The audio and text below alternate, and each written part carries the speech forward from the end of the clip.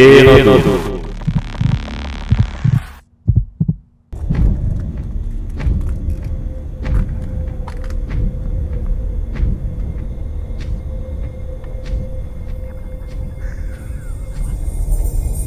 ಹಲವು ನಿಗೂಢ ಘಟನೆಗಳಿಗೆ ಸಾಕ್ಷಿಯಾಗಿ ಮೂಕ ರೋದನೆಯಲ್ಲಿರುವ ಆ ಕಟ್ಟಡದೊಳಗೆ ಕಾರ್ಯಾಚರಣೆಯನ್ನ ಪ್ರಾರಂಭಿಸಿದ ನಮ್ಮ ತಂಡ ಅಲ್ಲಿ ಇದ್ದಂತಹ ಒಂದೊಂದು ಪಾತ್ರೆ ಹಾಗೂ ಯಂತ್ರಗಳನ್ನ ಸೂಕ್ಷ್ಮವಾಗಿ ಪರೀಕ್ಷಿಸುತ್ತಾ ಮುಂದೆ ಸಾಗಿದೆ.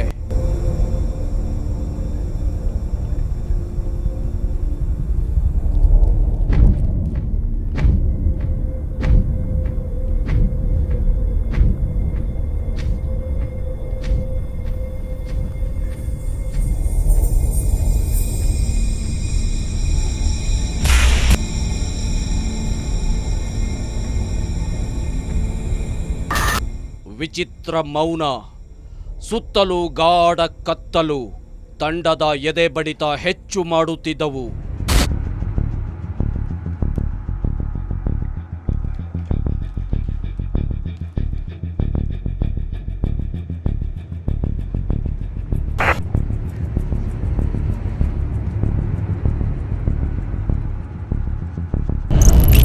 ಆ ಕಾರ್ಖಾನೆಯ ಒಂದೊಂದು ಕೋನದಲ್ಲೂ ನಮಗೆ ಯಾವುದೋ ರಹಸ್ಯ ಸಂದೇಶ ನಮ್ಮೊಳಗೆ ಸಂಚರಿಸಿದಂತಾಗಿ ಕಂಪನ ಉಂಟು ಮಾಡುತ್ತಿತ್ತು.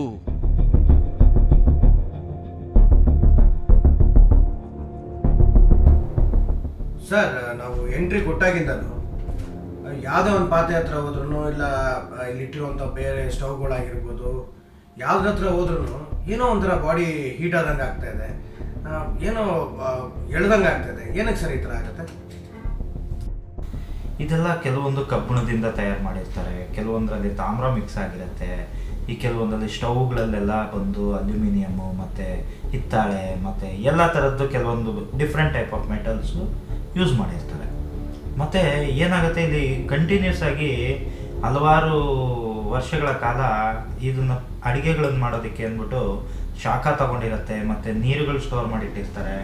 ಮತ್ತು ಈ ಥರ ಇದ್ದಂಥದ್ದು ಏನಾಗುತ್ತೆ, ಆ ರೀತಿ ಕೆಲಸ ಮಾಡ್ತಾ ಇದ್ದಂಥವನ್ನ ಸುಮ್ಮನೆ ಈ ರೀತಿ ಇಟ್ಬಿಟ್ಟಾಗ ಈ ಬೆಳಕು, ಈಗ ಬೆಳಕೆ ಬೀಳ್ತಾ ಇಲ್ಲ ಇದಕ್ಕೆ ಯಾವುದಕ್ಕೂ, ಬೆಳಕು ಬೀಳದಿರೋ ಬರೀ ಪಾತ್ರೆಗಳನ್ನು ಈ ರೀತಿ ಇಟ್ಟಾಗ ಇದರಲ್ಲಿ ಒಂದು ರಾಸಾಯನಿಕ ಕ್ರಿಯೆ ಅಂದರೆ ಒಂದು ಕೆಮಿಕಲ್ ರಿಯಾಕ್ಷನ್ ಆಗುತ್ತೆ.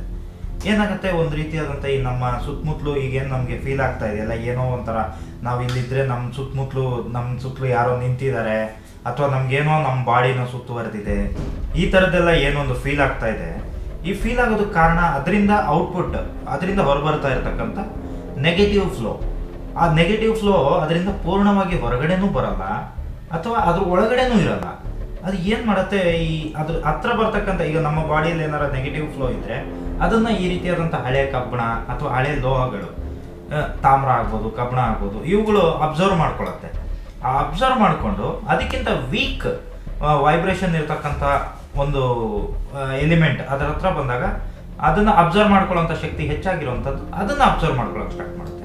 ಹಲವಾರು ಜನರ ಬಾಯಿ ಸಿಹಿ ಮಾಡಲು ಸದಾ ಚಟುವಟಿಕೆಯಿಂದ ಇರುತ್ತಿದ್ದ ಸ್ಥಳ ಇಂದು ಪೂರ್ತಿ ಸ್ತಬ್ಧ.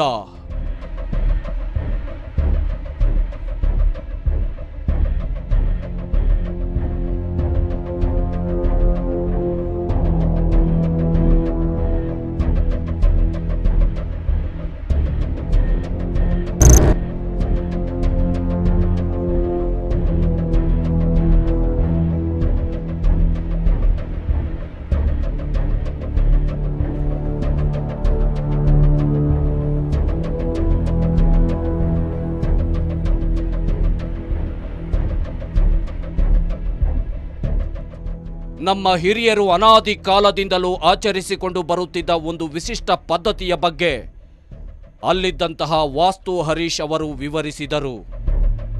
ಯಾವುದೇ ರೀತಿಯಾದಂಥ ಒಂದು ಸಿಹಿ ತಿಂಡಿ ಆಗ್ಬೋದು, ಇದನ್ನು ಪಕ್ಕದ ಮನೆಗೆ ಅಥವಾ ಯಾರಿಗಾದ್ರೂ ಕೊಡಬೇಕಾದ್ರೆ ಅದ್ರ ಜೊತೆಯಲ್ಲಿ, ಆ ಡಬ್ಬಿ ಜೊತೆಯಲ್ಲಿ ಒಂದು ಒಣಮೆಣಸಿನಕಾಯಿ ಅಥವಾ ಒಂದು ಮೊಳೆ ಅಥವಾ ಒಂದು ಇಜ್ಜಲು, ಈ ಥರದನ್ನೆಲ್ಲ ಹಾಕ್ಬಿಟ್ಟು ಅವ್ರಿಗೆ ಕೊಟ್ಟು ಕಳಿಸ್ತಾ ಇದ್ರು. ಯಾಕೆಂದರೆ ಬರೀ ಸಿಹಿ ತಿಂಡಿನ ಕಳಿಸ್ಬಾರ್ದು ಅನ್ನೋ ಉದ್ದೇಶ ಇಟ್ಕೊಂಡು. ಅದ್ರ ಹಿಂದೆನೂ ಒಂದು ವಿಜ್ಞಾನ ಇದೆ. ಏಕೆಂದರೆ ಬರೀ ಸಿಹಿ ತಿಂಡಿ ಇದ್ದಾಗ ಅವುಗಳು ಬಹಳ ಬೇಗ ನೆಗೆಟಿವ್ ಎನರ್ಜಿಗಳನ್ನು ಆಕರ್ಷಣೆ ಮಾಡ್ತವೆ. ಸೊ ಆ ಒಂದು ಉದ್ದೇಶದಿಂದ ಅದನ್ನು ಅರ್ತಿದ್ದಂಥ ನಮ್ಮ ಹಿರಿಯರು ಈ ರೀತಿಯಾದಂಥ ಕೆಲವೊಂದು ಸಂಪ್ರದಾಯಗಳನ್ನು ಫಾಲೋ ಮಾಡ್ತಾಯಿದ್ರು.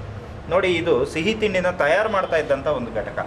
ಸೊ ಹಾಗಾಗಿ ಇಲ್ಲಿ ಬಹಳ ಹೆಚ್ಚಾಗಿ ನೆಗೆಟಿವ್ ಎನರ್ಜಿಗಳನ್ನು ಅಬ್ಸರ್ವ್ ಮಾಡ್ಕೊಳ್ಳೋಂಥ ಶಕ್ತಿ ಇಲ್ಲಿರ್ತಕ್ಕಂಥ ವಸ್ತುಗಳಿಗೆ ಹೆಚ್ಚಾಗಿರುತ್ತೆ.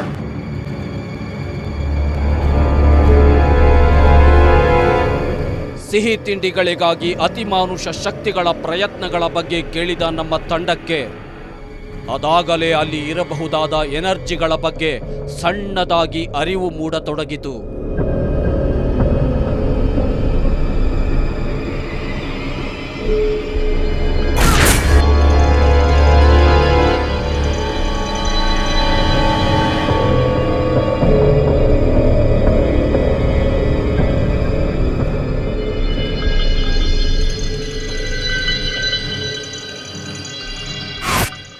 ಕೆಲವರಲ್ಲಿ ಏನೋ ಒಂದು ರೀತಿಯ ತಳಮಳ ಪ್ರಾರಂಭವಾಗತೊಡಗಿತ್ತು. ಆದರೂ ಹಠ ಬಿಡದ ತ್ರಿವಿಕ್ರಮರಂತೆ ಅವರು ಕಾರ್ಯಾಚರಣೆ ಮುಂದುವರಿಸಿದ್ದರು.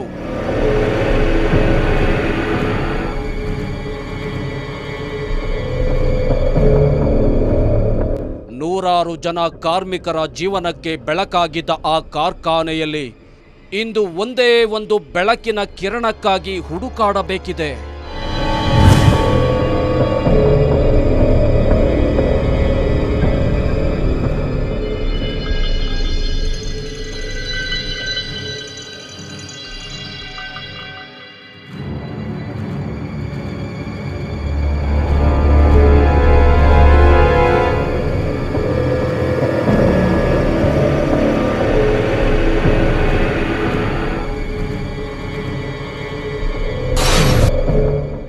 ಅಷ್ಟರಲ್ಲಾಗಲೇ ಅಲ್ಲಿದ್ದಂತಹ ಕಣ್ಣಿಗೆ ಕಾಣಿಸದ ಆ ಶಕ್ತಿಗಳು ತಮ್ಮ ಇರುವಿಕೆಯನ್ನ ನಮ್ಮ ಕ್ಯಾಮರಾ ಮುಂದೆ ತೋರಿಸಿಯೇ ಬಿಟ್ಟಿತ್ತು.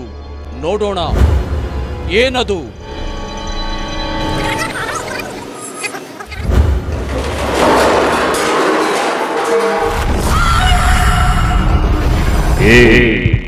ಏನದು?